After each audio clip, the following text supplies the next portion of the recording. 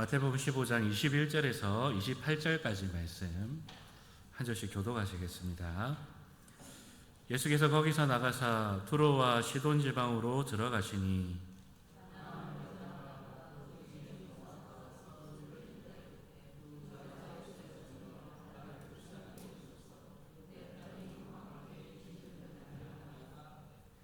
예수는 한 말씀도 대답하지 아니하시니 제자들이 와서 청하여 말하되 그 여자가 우리 뒤에서 소리를 지르오니 그를 보내소서.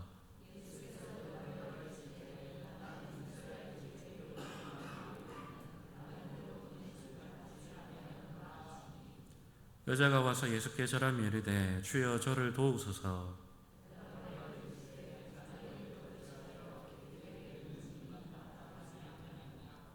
여자가 이르되 주여 올소이다마는 개들도 제 주인의 상에서 떨어지는 부스러기를 먹나이다 하니 이에 예수께서 대답하여 이르시되 여자여 내 믿음이 크도다 내 소원대로 되리라 하시니 그때로부터 그의 딸이 나으니라.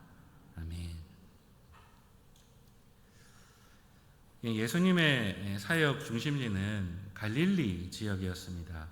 이 갈릴리 지역은 이스라엘의 저 북쪽 끝에 있는 땅이었죠. 그런데 예수님께서는 여기에서 더 북쪽으로 나아가십니다. 이스라엘 땅을 넘어서 이방 지역인 두로와 시돈 지방으로 향하시죠. 이것은 예수님께서 행하시는 이 천국 복음이 이스라엘 안에만 한정된 것이 아니라 온 세상을 향한 것임을 드러내는 모습입니다. 그리고 다른 한편으로는 이방 지역에서 일어나는 이 복음의 역사를 통해서 복음을 거부하는 유대인들을 부끄럽게 하려는 그 의도도 포함이 되어 있지요. 오늘 본문은 두로 지방에서 만난 가나안 여인과의 사건을 다루고 있습니다. 예수님과 나누는 그 대화가 어떤 의미가 있고 그리고 이것을 통해 알 수 있는 이 하나님 나라의 특징이 무엇인지를 우리가 오늘 본문을 통하여서 함께 살펴봤으면 좋겠습니다. 오늘 본문에서 예수님은 이스라엘 땅을 넘어서 두로와 시돈 지방에 가십니다. 그리고 그곳에서 가나안 여자 한 명을 만나십니다. 이 가나안 여자라는 표현은 말 그대로 가나안족 속의 혈통을 가진 여자다라는 의미입니다. 이 여인이 예수님을 막 부르는데 어떻게 부릅니까? 바로 다윗의 자손이여 라고 부릅니다. 이 표현은 다윗의 언약을 성취하신 그 참된 왕이 바로 예수님이시다라는 고백이 담겨있는 표현입니다. 그래서 이 여인은 이방 땅 두로 지방에 사는 여인이었지만은 하나님의 말씀을 잘 알고 있음을 알 수가 있죠. 이때부터 예수님께서는 이 여인과 좀 더 깊은 대화를 나누기 시작하십니다. 언뜻 보기에는 이 여인을 대하시는 예수님의 언행이 좀 무례하게 느껴질 수도 있습니다. 하지만 예수님께서 이 대화를 통하여서 의도하신 것은 그 여인을 비참하게 만들거나 혹은 이 여인에게 굴욕감을 느끼게 하려는 그 의도가 아니었습니다. 예수님의 의도는 이 여인의 믿음을 점검하고자 하시는 것이었습니다. 그래서 예수님과 이 가나안 여인의 대화는 하나님의 백성 이스라엘을 향한 그 하나님의 섭리와 그리고 이 이스라엘의 영적인 위치가 어떠한지를 확인하는 작업이었습니다. 가나안 여인은 귀신 들린 딸을 고쳐달라고 예수님께 요청합니다. 그에 대해서 예수님께서는 이렇게 대답하시죠. 우리 오늘 본문 26절 말씀을 다시 한번 읽어보겠습니다. 우리 26절 말씀 다 같이 읽어보겠습니다. 대답하여 이르시되 자녀의 떡을 취하여 개들에게 던짐이 마땅하지 아니하니라. 아멘. 이 말을 듣는 우리의 입장에서는 굉장히 예수님께서 좀 감정적으로 말씀하신 것 아닌가, 굉장히 무시하신 것 아닌가라고 들릴 수가 있지만은 사실은 그렇지가 않습니다. 예수님의 이 말씀은 이 성경의 배경을 가지고 이스라엘과 이방의 관계를 설명하시고 계신 것입니다. 여러분, 예수님께서 이걸 말씀하시는 이 자녀의 떡이라고 할 때 이 자녀는 누구를 가리킵니까? 바로 하나님 나라 백성이며 하나님의 자녀인 이스라엘을 가리키는 것이죠. 하나님께서는 자신의 백성이자 자신의 자녀인 이스라엘에게 하나님 나라의 복을 내려주십니다. 예수님의 표현을 따르자면 바로 이 자녀의 떡을 내려주십니다. 그러면 이스라엘이 아닌 이방인들이 이 자녀의 떡, 하나님 나라의 복을 누리기 위해서는 어떻게 해야 합니까? 이방인들이 하나님 나라의 복을 누리기 위해서는 제일 먼저 이전에 섬기던 신들을 다 버리고 여호와 하나님만 섬기는 종교로 개종을 해야 됩니다. 그렇게 하면 그 이후에 크게 두 가지 방법이 있죠. 하나는 이스라엘 남자와 결혼하는 것입니다. 우리 구약성경에 나오는 라합이나 룻이 그렇죠. 그리고 또 다른 하나의 방법은 이스라엘의 종이 되는 것입니다. 우리 여호수아에서 나오는 기브온 족속이 그렇죠. 가나안 민족이었지만은 이스라엘의 종이 되기로 서약하지 않습니까? 그러므로 이방인이 하나님의 복을 누리기 위해서는 남편을 섬기는 아내의 위치이든지 아니면 주인을 섬기는 종의 위치이든지 어쨌든 이스라엘과 동등한 위치가 아닌 섬기는 위치가 되어야 합니다. 이것이 하나님께서 정하신 섭리이자 질서인 것이죠. 예수님께서는 가나안 여인과의 대화를 통하여서 이것을 질문하고 계신 겁니다. 하나님께서 세우신 이 제사장 나라로서의 이스라엘의 위치와 그 나라 밖에 있는 이방인으로서의 자신의 위치를 온전히 인식하고 있는가? 그리고 하나님 나라의 복을 누리기 위해서 기꺼이 종이 되어서 섬길 결심이 서 있는가? 이것을 예수님께서는 이 대화를 통하여서 질문하고 계신 것이죠. 이 예수님의 질문에 여인이 어떻게 대답을 합니까? 27절에 그 여자의 대답이 나옵니다. 우리 27절 말씀을 한번 다 같이 읽어보겠습니다. 여자가 이르되 주여 개들도 제 주인의 상에서 떨어지는 부스러기를 먹나이다 하니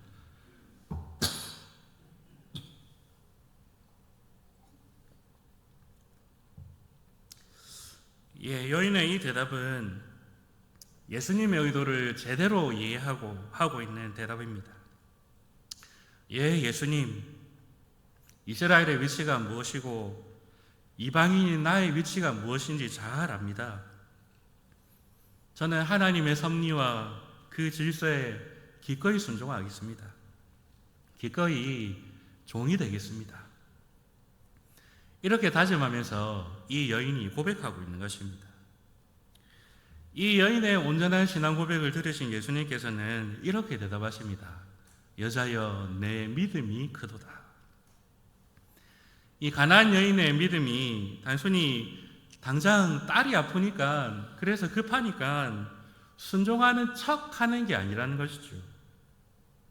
하나님의 뜻과 섭리를 온전히 이해하고 그것을 믿음으로 온전히 순종하며 받드는 큰 믿음이 그에게 있음을 예수님께서 말씀하시는 것입니다. 그래서 이 여인을 향하여서 내 믿음이 크도다 라고 말씀하시죠. 예수님께서는 이 여인과의 대화를 통하여 점검하시고자 했던 것은 그 믿음이 성령을 온전히 알고 그리고 온전히 믿는 믿음인가 이것을 점검하시고자 했던 것입니다. 예수님께서 기대하신 믿음은 하나님의 말씀을 제대로 알고 그 말씀대로 믿고 순종하는 것입니다. 내 마음대로 믿는 것이 아니고 믿고 싶은 대로 믿는 게 아니라 하나님의 말씀대로 믿는 믿음, 그 믿음을 예수님께서는 보고자 하셨던 것이죠. 여러분, 이 예수님 앞에 우리의 믿음은 어떠합니까? 우리는 정말로 말씀하신 대로 그 말씀을 제대로 알고 그 말씀대로 믿고 있습니까? 아니면 그냥 내 마음대로 그냥 믿고 싶은 대로 그렇게 믿고 있는 우리의 모습은 아닙니까? 바라기는 우리의 믿음을 하나님의 말씀 앞에서 날마다 점검하면서 온전한 믿음 위에 든든히 서가시는 저와 여러분이 되시기를 바라겠습니다. 그런데 오늘 본문에서 우리가 한 가지 더 좀 설명이 필요한 부분이 있습니다. 가나안 여인이 예수님의 질문에 이렇게 대답하지요. 개들도 주인의 상에서 떨어지는 부스러기를 먹나이다. 여러분, 여기에서 말하는 이 부스러기라는 것에 대해서도 우리는 좀 생각해 봐야 합니다. 이 말은 단순히 여인이 예수님께 좀 불쌍해 보이려고 그렇게 처량한 자신의 신세를 말하는 게 아닙니다. 이 여인이 말하고 있는 부스러기라는 단어도 사실 성경적인 배경이 있습니다. 여러분, 이방인이 개종을 해서 이스라엘 남자와 결혼을 하든지 아니면 이스라엘의 종이 되든지 해서 이스라엘 안에 들어오면, 그러면 그들은 이스라엘 백성들과 똑같은 동일한 은혜를 누렸을까요? 그렇지 않습니다. 그들이 개종하고 이스라엘에 들어왔어도 그들은 이스라엘 백성들과 동일한 은혜가 아닌 부스러기 같은 은혜를 누릴 수밖에 없었습니다. 같은 언약 공동체 안에 있어도 이스라엘과 이방인에게는 분명한 차이가 있었습니다.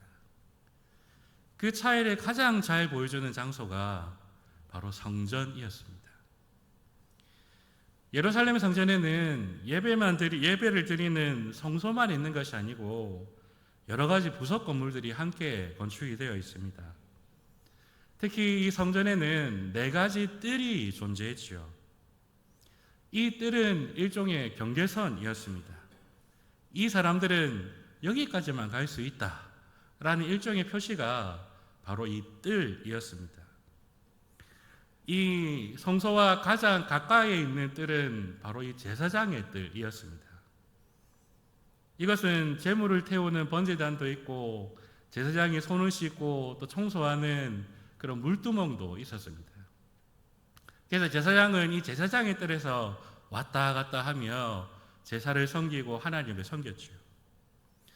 근데 그 제사장의 뜰에 바로 붙어 있는 뜰이 바로 이스라엘의 뜰이었습니다. 만약에 우리 본당이 이 제사장의 뜰이라면 우리 본당 뒤에 있는 문을 탁 나가면 그곳이 바로 이스라엘의 뜰이라고 보시면 되겠습니다. 거기에는 이스라엘 남자들이 제물을 가지고 모이는 장소였습니다. 거기에서 제물에 안수도 하고 제물을 잡기도 했지요. 그리고 그 이스라엘의 뜰 바로 뒤쪽에 있는 것이 여인의 뜰이었습니다.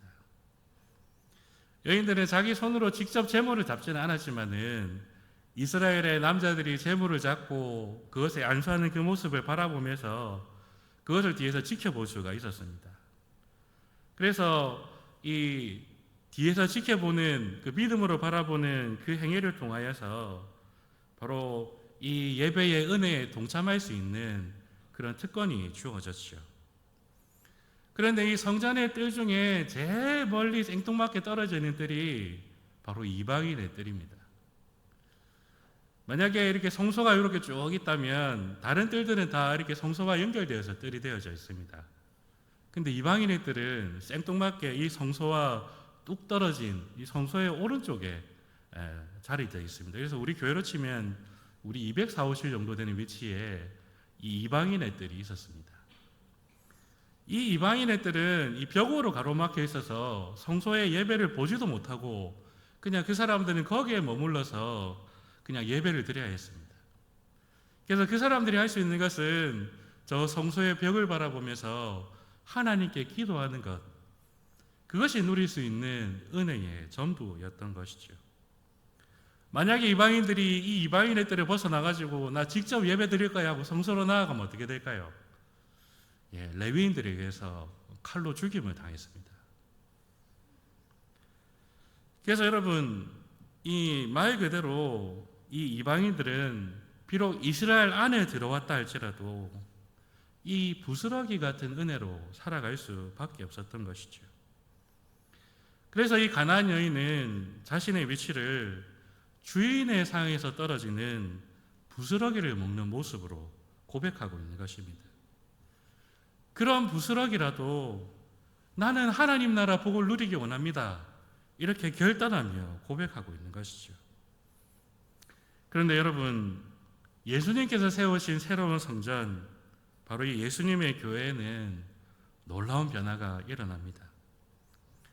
이스라엘과 이방의 구분이 없이 누구든지 하나님의 지성소 안으로 바로 들어갈 수 있는 그런 특권과 은혜가 주어졌습니다.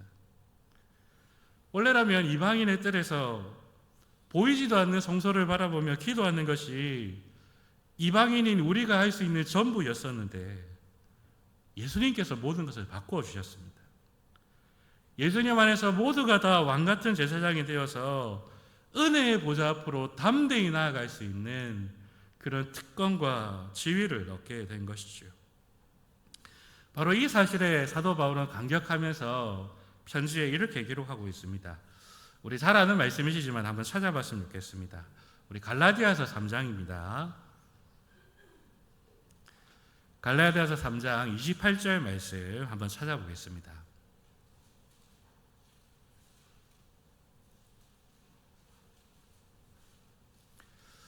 갈라디아서 3장 28절 말씀입니다.